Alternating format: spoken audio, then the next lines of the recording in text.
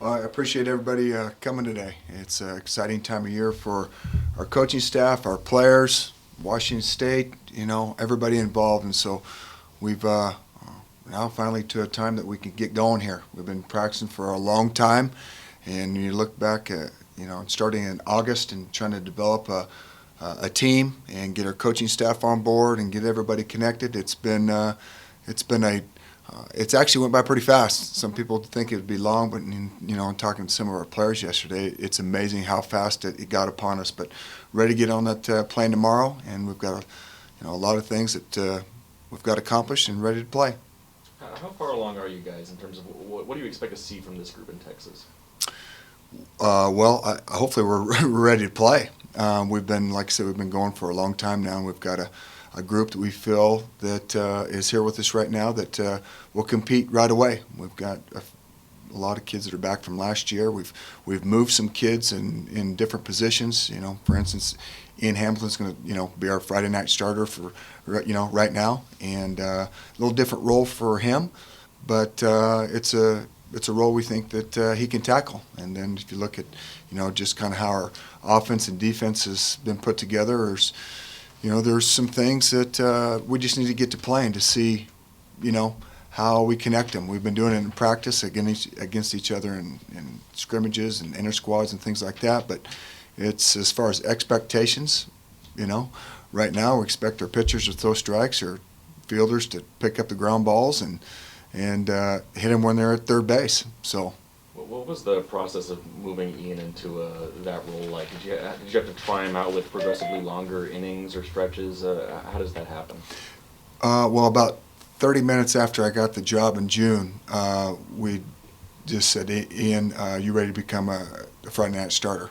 And he said, absolutely. And so it was, I'd known Ian for a while, just from being in the Northwest, and had seen and, watched plenty of games that he was in, and I just felt like for our team to be where we wanted to be and compete immediately on Friday night, what a guy to be going out there with. He's respected throughout the league, had a great summer in the Cape. The young man who was coaching him, as he was pitching coach in the summer, we talked to him. He started kind of helping him move along into that starting role, getting him extended a little bit, and then went into the fall, and it went well. So he's ready to go. And what did Ryan show you that makes you think he can be a closer? Well, Ryan could really pitch anywhere in our rotation. He could start, he could relieve, he can close. The thing about Ryan is he's a strike thrower. He fields his position very well. He's now commands 3 pitches. He's a sinker ball pitcher, which allows us to get a lot of ground balls. So the goal is right now to get him in, at least twice a weekend when it counts. What are some things that maybe you haven't been able to simulate in practice that you'll be able to have now that you've got the live games? Well, we've been seeing, pitchers have been seeing the same hitters since September, and hitters have been, and vice versa. So that part of it, we know each other pretty well right now. And so it'll be nice to kind of try out some of the things that we've been working on, with somebody else. Is there a position group that you feel that has kind of the strongest suit heading into this weekend? Or? Well, we have our depth position player-wise is not, maybe of what some other teams are, but I really like our position players. We lost J.J. Hancock this Sunday to slid into second base with his hand, so he's going to be out for a while. So we've moved some kids around a little bit more that way. But what I like with this position group is that even though they're a small group, they're very connected, and so we're able to put a lot more time into our team offense. And I think there's some roles that they truly know and understand what they can do.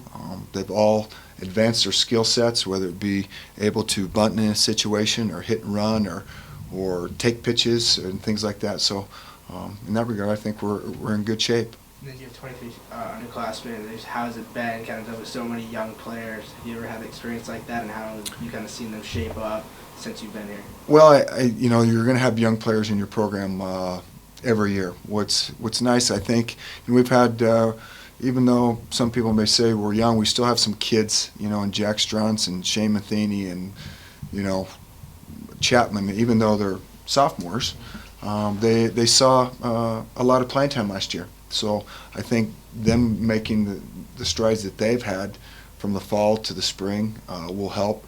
You know, as far as, you know, just young kids playing, you know, really they're not freshmen anymore. They were a freshman about the first 2 weeks they were here in August, and so I feel very comfortable where they're at and their progression.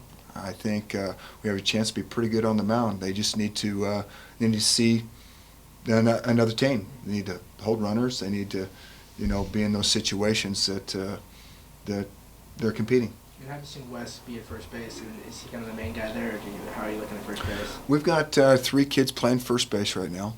Patrick McGrath will play third and first. Of course, Wes. Jacob Thurber is catching and playing first base, so we have some options there. Ran a story on Justin and just wanted to see what did you see out of him that made him want to be part of your program? Well, he was here when I got here, Yeah. and very, very fortunate and lucky to have him. He's a tremendous athlete.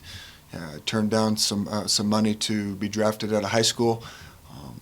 You know, like I said, he's got strength. He's athletic. He can run. He's got real power. He does all the things that you need to do to be able to play at this level. And he's getting better every day. One of the things we have been visiting with him a lot about is his concentration level. And over the past 2 and 3 weeks, it's been great. And, you know, the other thing is he's coming from a smaller school, didn't get to play summer baseball. And, you know, I think our team has embraced him, you know, very well. He's going to be a good one. Did Struntz sort of grow into a second baseman, or is there another reason he was switched? Well, Jack's still playing short and second. One of the things we wanted to be able to do with the limited infielders that we have is have kids be able to learn to play 2 positions. Jack has done a really good job at second base. I feel good with him at short or second. He's able to do both, and that's what we've asked him to do. And then it looks like Trek might play in the infield and the outfield. Yeah, Trek is another really good athlete. He's a tough kid with grit and everything that you value in one of your players. He's able to play second. It took him a while to kind of get back in the groove of things. He's taking ground balls, but the instruction was you know, we had to put a lot of time into him this fall, and he's done a good job. I feel like he could play anywhere in the outfield and play for us at second base at any time. Let's go questions on the line for Coach Lees. Yeah, hey, Coach, it's Tom Hager from Moscow Pullman Daily News. How are you? Good. How are you? Good. I was just wondering, what was your biggest priority when you first took this job, and how do you feel you've done in addressing your biggest priorities? Well, the biggest priority was hiring a coaching staff, and the first person I got was Dan Spencer, because that's where it starts, is on the mound. I knew Dan had developed, you know, just from knowing from the years I have, he's developed a lot of good pitchers, you know, and recruited to championship teams and so on. But, you know, moving on for that, as far as the players, you know, when we first got here, we had quite a few players. So what we had to do is kind of digest and see what fit in this program, where we're at. Maybe we needed to move kids from position to position as far as what we saw. And it all went well. We've had, you know, Shane Matheny's playing shortstop and third, McGrath's playing third and first.